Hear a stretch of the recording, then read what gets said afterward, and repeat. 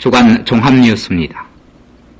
물가항등과 불경기 속에서도 대통령 선거 전의 나팔 소리는 일제히 울리기 시작했습니다.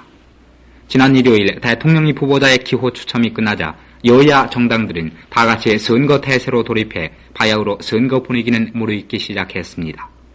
지난주일에는 또한 반갑지 않은 콜레라가 부산에서 발생해 어제만 해도 69명의 환자가 생겼으며 사망자만도 11명이나 됐습니다.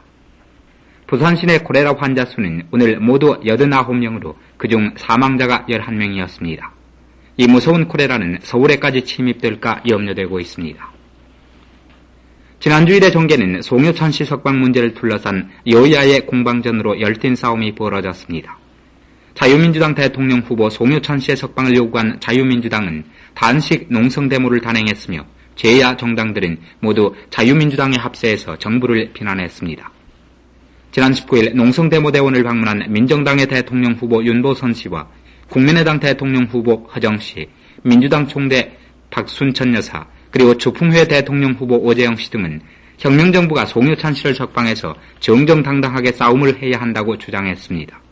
지난 19일 자유민주당 당사를 방문한 민주당의 박순천 씨는 여러분도 나도 먼저 가고 나중에 갈 것이 문제지.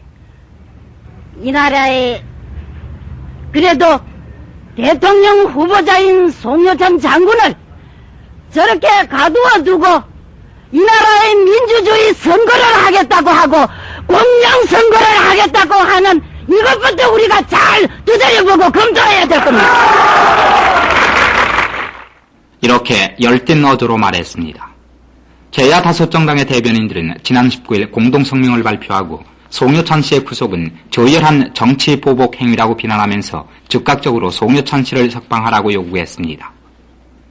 마포교도소에 수감 중인 송효찬 씨는 지난 19일 혁명정부 측에서 대통령 후보를 사퇴하면은 공소를 취하하겠다고 3번이나 교섭을 해온 사실을 폭로했는데 이에 대해서 최고회 이후락 공보실장은 자민당 측에서 자기들이 스스로 송효찬 씨의 대통령 출마 등록을 갖다가 취하할 테니까 정치자금을 3천만 원 대달라 하는 3천만 원 대달라.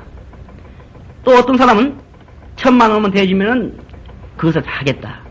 이것을 자민당 측에서 6, 7갈래 그러한 교섭을 정부 혹은 여측 당국에 교섭해 왔습니다.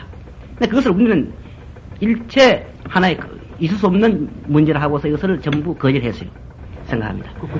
이렇게 말하면서 허물은 도리어 송 씨 자신에 있다고 응수했습니다. 이후락 공보실장의 이와 같은 발언은 자유민주당 측으로부터 커다란 비난을 샀습니다.